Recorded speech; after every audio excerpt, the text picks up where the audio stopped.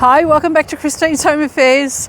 I think it's a little bit windy today. We are at the Tamar River and we are going to go on a little bit of a river cruise. You can see all the homes on the hills in the background there.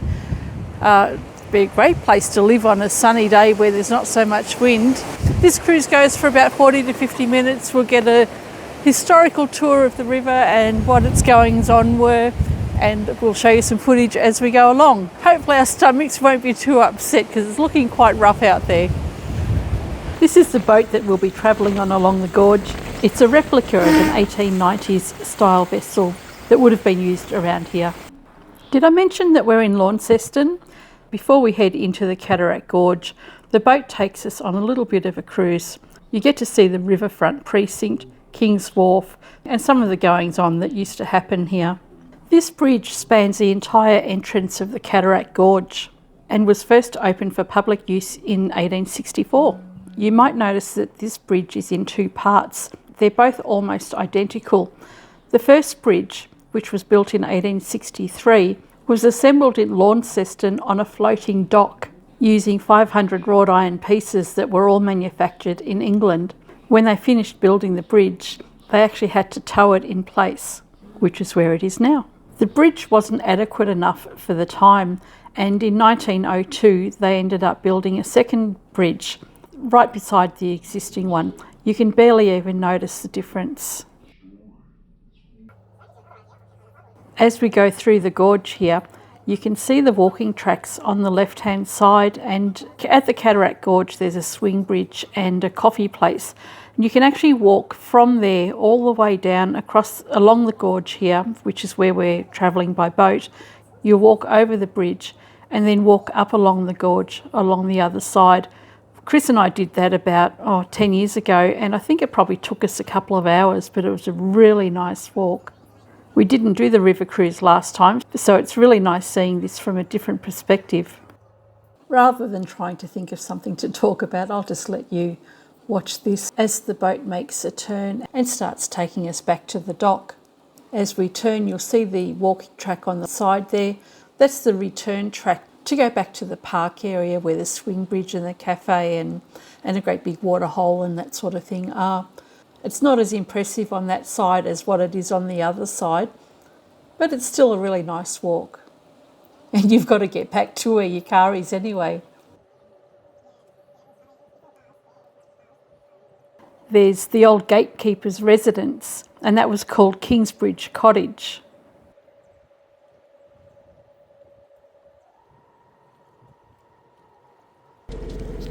This is the older bridge. This is the bluestone brick on it on this side. Yeah. So about 40 years after that, the new bridge was built here in Launceston. And that pretty much lines up with the introduction of cars.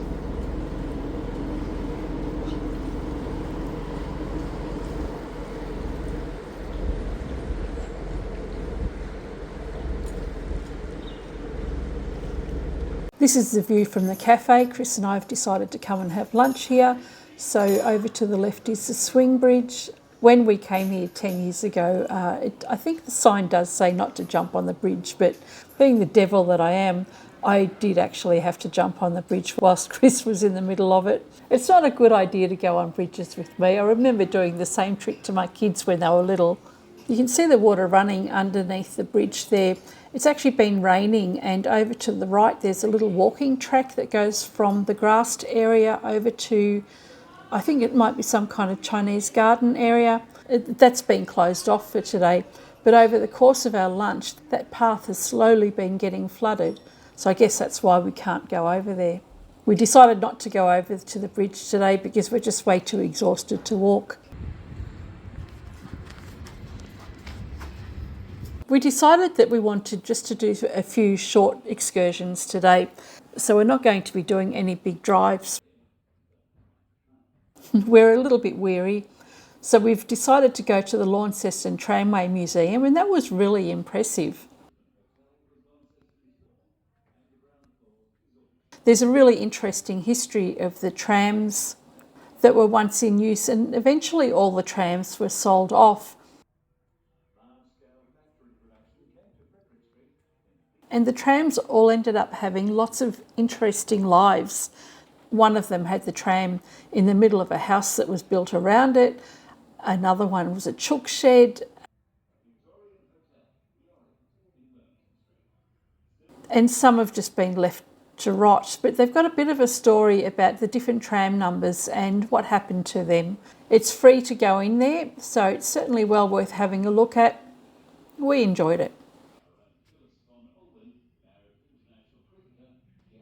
After we finished at the Tramway Museum, we decided to go to the Queen Victoria Museum, which is right across the path from the Railway Museum, and both of them were free entries. We had time to kill, so we figured we'd go in and have a look.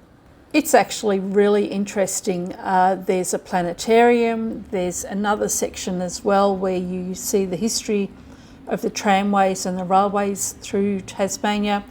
There's lots of dinosaur relics that you would typically see in a museum, but the history of Tasmania itself is really well displayed in here. So we had a really good look around. And once again, there's lots of different areas that have their own particular themes.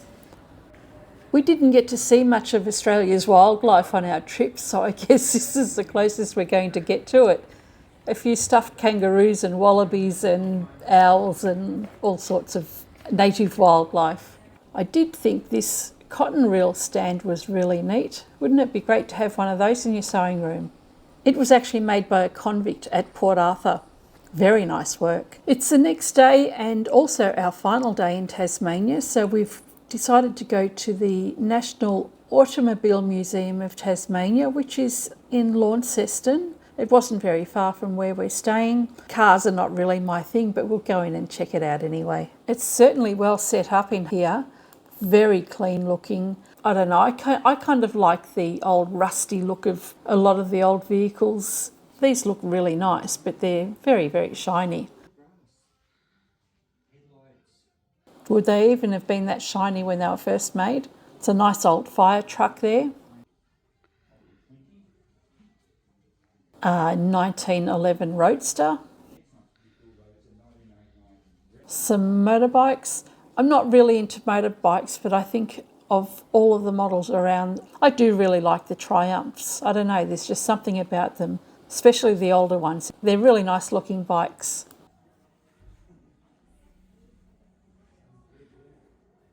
Oh, here's a nice one.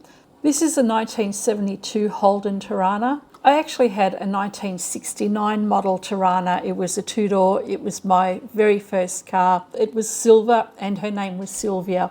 I have really fond memories of that car. It was a bomb, but it was a beautiful car. I loved it. It'd be worth an absolute fortune now.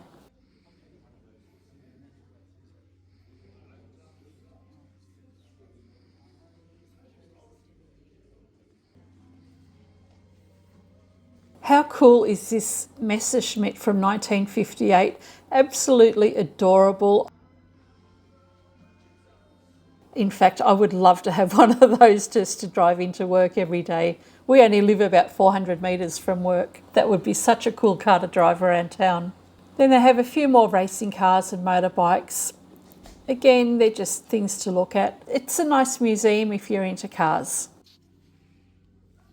We still had some time to kill before we have to take the car back and go to the airport. So we decided to go back to the Queen Victoria Museum. We didn't spend enough time here yesterday, so we thought we'd go and check out the upper level, and if we can, we'll go and check out the planetarium and some of the other areas as well. In the museum, they've also got an area dedicated to the railways, and there's just a brief history of the machinery that was used, an old railway station, old trains and old equipment as well. And finally, it's time to go home. We're at the Launceston Airport Lounge waiting for our plane to arrive, and this is it here. It's about half an hour late. It's just come into land from Melbourne. It's going to unload the passengers. Then we'll be right to hop on board and make our way home. So there's our farewell to Tasmania. We have had a really great time. We loved the Nationals. It was really nice to have success for a change. And as usual, we love the driving. Tasmania is just a really beautiful place to go and see. If you ever get the opportunity, it's definitely worth it. And allow yourself plenty of time. There is so much to see. Anyway, I hope you have enjoyed these videos. Chris has got a series as well, so if you want to go and check that out, I'll pop a link to his videos in the description below. And we are heading back. We'll get back to our normal routine, and I'll catch you next time. So bye for now.